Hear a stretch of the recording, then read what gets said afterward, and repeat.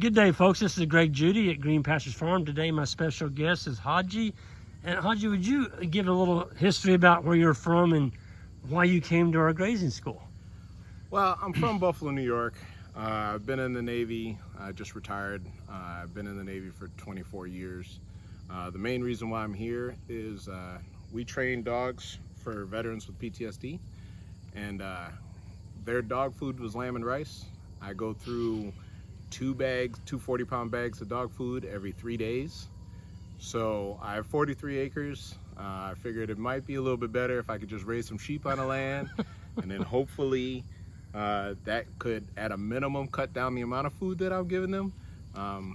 But also, I'm a dog guy, so one of the things you do learn is that you actually can give them less food if you give them real food. Mm-hmm. So once we actually get the sheep up and running, we'll be able to feed them. What most people don't realize is I'm paying about $24,000 a year in dog food. Wow. So this summer we got 3 sheep to see how painful it was to move them around. And when people asked how painful it would have to be for me to not do sheep, I always tell them $30,000 painful. Because I'll be saving $24,000. It would have to be at least $30,000 worth of pain to deal with the sheep, to not do the sheep. So, well, you know, my hats are off to you for your program you're doing here. This is for vets that come home with PTSD. yes. You give these dogs. Now, what's this dog's training right now that you? He's a service dog. Yes. So this one is Chinook. She's going to an Iraq War vet. An Iraq War vet. So she's almost done, and she's almost done. Her litter was born on Veterans Day, so Okay. they're all named after military aircraft. So that's why Really? Chinook. I'll be darned. But yeah, so I came to the grazing school because I'm a suburbanite. So I don't really, other than the fact that I used to have a horse, I don't really know anything about farming. So I came out here to try to figure out how to set up a grazing routine, mainly try to figure out how to run the fencing, because the netting is impossible on a daily basis, especially if I'm going to go past 3 sheep. Yes. So thankfully I was able to figure out how to get it all done. The best thing about the school was the fact that even if you didn't cover the topic, not only were you able to ask questions, but you're able to call over to the side and be like, hey, can I get this one thing answered? Mm-hmm. And I was actually able to get everything that I was done. It was even worth the 13-hour drive that it took to get here. So you drove out here? Yeah. 26-hour round trip? Yeah. Wow. Yeah. That's showing some serious commitment. Yeah, well, you got to do what you got to do, and that's part of the $30,000 of pay. Well, for folks that are more, want to find out more about what you're doing, do you have a website? So Or how do people get in touch with you? all right, so either through our YouTube channel, which just got changed over to Musketeer Canine Ranch. Muscatine? Musketeer. Oh, Musketeer. Yep. Canine Ranch. Yep. We are on Facebook at Haji Hug or Musketeer Canine and PTS Dogs for Vets. And Okay. we're also on Instagram at PTS Dogs. PTS Dogs. Okay. Oh, yeah. Perfect. And we also, our website will be back up soon, and it's Musketeer Canine. We're kind of restructuring it right now. Okay. So, But feel free to reach out. We place the dogs for free. Currently it's out of pocket. I've been doing it using my military disability check for the last 8 years. my goodness. I had I was training drug and EOD dogs, and I had 3 guys that served with me, and they asked for service dogs. I told them I wasn't doing them, and within 4 months, all 3 of them were gone. No way. So from that point on, I started doing the service dogs, and I up until now, I haven't felt like I was worthy of taking donations because I was paying my own penance. I'm just now at the point now we're gonna finally finish the tax-free part of it. The wife's happier about that than anybody else because she'll be happy to have a little bit of help in the expense. Yes. Well, my goodness. I'm going to put a link on the description section of this video, folks. For those of you all who'd like to help, it's Haji, right? Yes. And, oh, you stepped on his foot. That is a beautiful dog, by the way.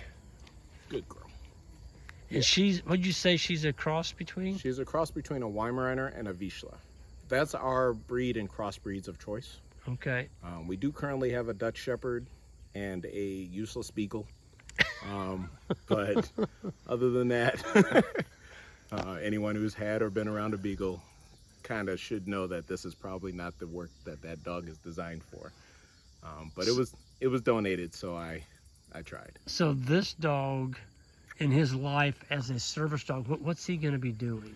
So she is responsible for, not only will she protect as far as creating a barrier around the veteran, they are taught to detect when people get heightened moments of stress.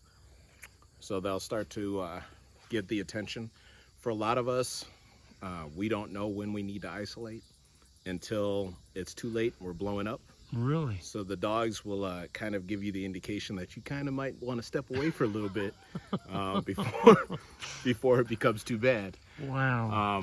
A dog can tell that. Yeah, they pick up not only on your heart rate, but they'll also pick up off the smell of the way that your body's starting to change, your chemistry's starting to change. Oh my gosh. They're that perceptive. Yeah. They'll wake you up in the middle of the night when you're having night terrors. That's another thing that they're trained for. We do some other individual things depending on what the veteran needs, but almost every veteran gets those basic things. The other part of it is most people get so wrapped up in what's going around them. So for all of us that have war experiences, you get sensitive to, some people get sensitive to things rolling on the ground, some people get sensitive to loud noises. The dog helps you focus on the dog and not as much about what everything else is going on. Okay. Very valuable tool. Completely. It makes it so that you can get out in town and actually have a life again. Because a lot of times, veterans, when they come back from war, you don't feel comfortable in regular life anymore.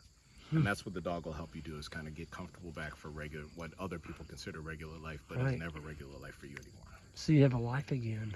Yes. Compliments of the dog. Compliments of the dog, and you always have something that's going to take care of you.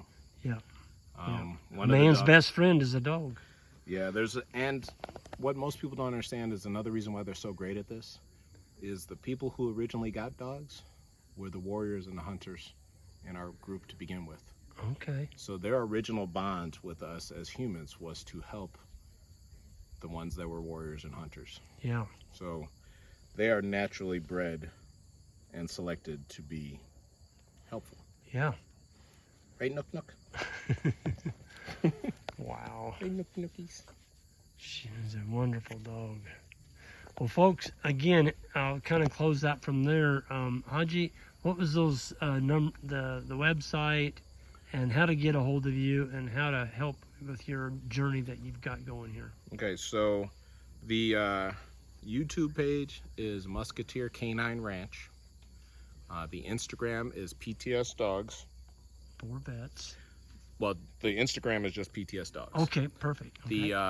The Facebook pages, you can either reach out on Haji Hug or Musketeer Canine and PTS Dogs for Vets is the Facebook page.